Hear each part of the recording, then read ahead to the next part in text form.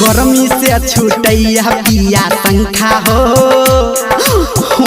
हमारा पिया कौन पंखा हो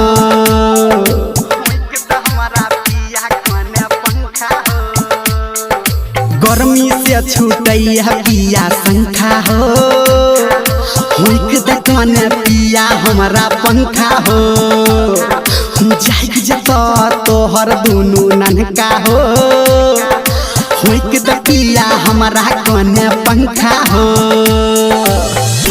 सुमित सतीश रईमा पिया हमारा कौन सुमित सतीश रईमा पिया हमारा कौन पंखा हो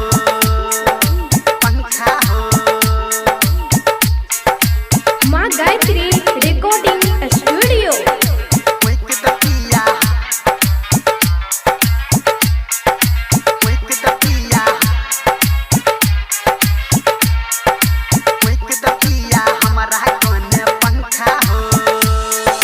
भैंसी जका सुतै छ नहीं हमारा दिस तकै छ कटबै छ अपना मच्छर खाली गमछा तू फेकै छ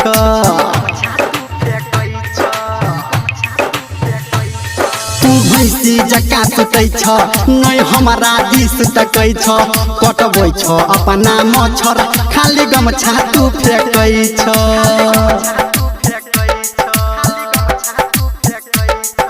सुनो राजा सुनो मन के सनका हो हमारा पिया कौन पंखा हो गर्मी से छूटैया पिया पंखा हो हमारा पिया कौन पंखा हो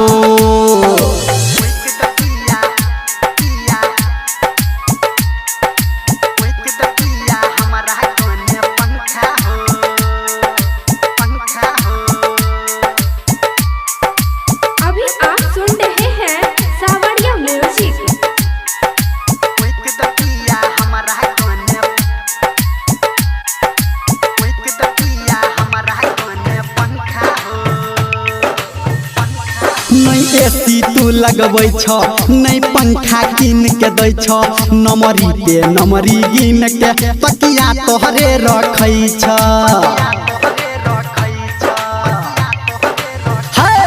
नहीं एसी तू लगबै छ नहीं पंखा किन के दै छ नमरी पे नमरी गिन के तकिया तोहरे रखै छ